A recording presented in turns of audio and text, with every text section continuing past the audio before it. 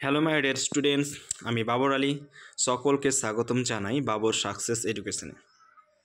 আমি আজকে তোমাদের সামনে ABTA মাধ্যমিক টেস্ট পেপার 2024-25 থেকে বাংলা ব্যাকরণ অর্থাৎ 2-এর 4 নম্বর দাগে যে বাংলা ব্যাকরণ থেকে তোমাদের 10খানা প্রশ্ন থাকে, যার মধ্যে 8টি প্রশ্নের উত্তর দিতে হয়। সেইখান থেকে আমি সেই 10টি প্রশ্নেরই উত্তর করে দিচ্ছি। আজকে আমি করছি সেট 1, পেজ নম্বর 10। প্রথম প্রশ্ন রয়েছে, শূন্য বিভক্তি কাকে বলে?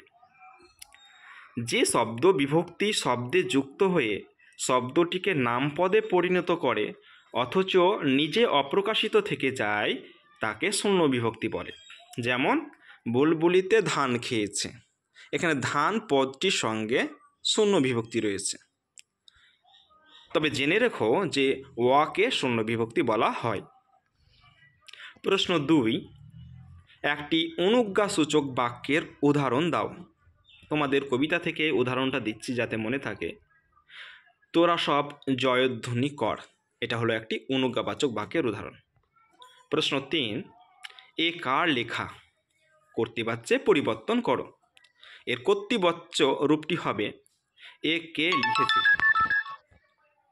4 নম্বর প্রশ্ন, বাক্যাশ্রয়ী সমাস কাকে বলে? উত্তর, যে সমাস বাক্যকে আশ্রয় বা অবলম্বন করে গঠিত হয় তাকে বাক্যাশ্রয়ী সমাস বলে। 5 প্রশ্ন দেখো, সমধাতুজ কর্তার একটি উদাহরণ দাও। উদাহরণটি হলো পুজোতে বাজনা বাজছে। এখানে বাজনা এই কর্তৃপদটি হলো সমধাতুজ কর্তা, অর্থাৎ বাজনা এবং বাজছে।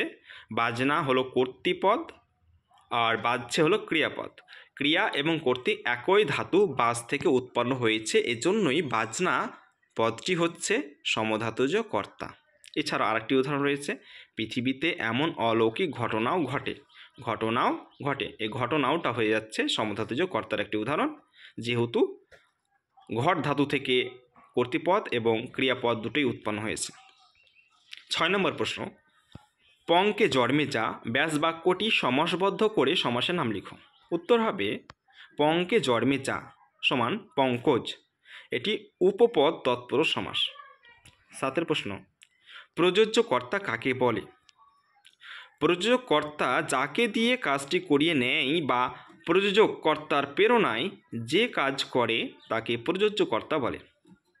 যেমন মা শিশুকে চাঁদ দেখায়, এখানে প্রযোজ্য কর্তা হলো শিশু। 8 প্রশ্ন দেখো, বাবুটির স্বাস্থ্য গেছে কিন্তু শখ 16 আনায় বজায় আছে। এটা তোমাদের পথে দাবি থেকে নেওয়া লাইনটি সরল বাক্যে পরিণত করো, অর্থাৎ সরল বাক্য করতে হবে। সরল বাক্যটি হবে বাবুটির স্বাস্থ্য গেলেও শখ 16 আনায় বজায় আছে। 9 দাগের প্রশ্ন, কর্ম কর্তৃবাচ্য কাকে বলে? উত্তর, যে বাচ্যে কর্তৃপদ থাকে না, কর্মপদই কর্তৃপদের মতো কাজ করে বলে মনে হয় তাকে কর্ম কর্তৃবাচ্য বলে। যেমন ঘণ্টা বাজে, ঘণ্টা হচ্ছে এই ঘণ্টা শব্দটা কর্মকর্তৃবাচ্য, ঘণ্টা বাজে বাক্যটি হচ্ছে কর্মকর্তৃবাচ্যের একটি উদাহরণ। 10 দাগের প্রশ্ন দেখো, বিশেষ্য খণ্ড কাকে বলে?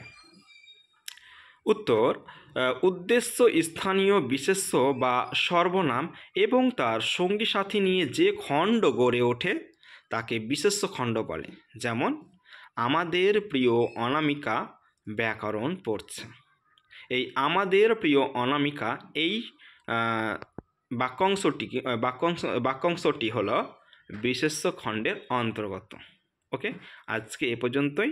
নেক্সট সেট 2 নিয়ে আসছি এবং এভাবে পরপর আমি তোমাদের ভিডিওগুলি দিতে থাকবো। তোমরা চ্যানেলটিকে সাবস্ক্রাইব করো, তাহলে সবার আগে তোমাদের কাছে পৌঁছে যাবে। এবং যারা ব্যাকরণে একটু সমস্যা, আশা করি তারা উপকৃত হবে। এবং যারা ব্যাকরণে ভালো তাদের ক্ষেত্রে যদি দেখো তাহলে তোমরা উত্তরটা মিলিয়ে নেওয়ার একটা সুযোগ পেয়ে যাচ্ছ। আজকে এই পর্যন্তই, নেক্সট ভিডিও পরে আবার আসছে।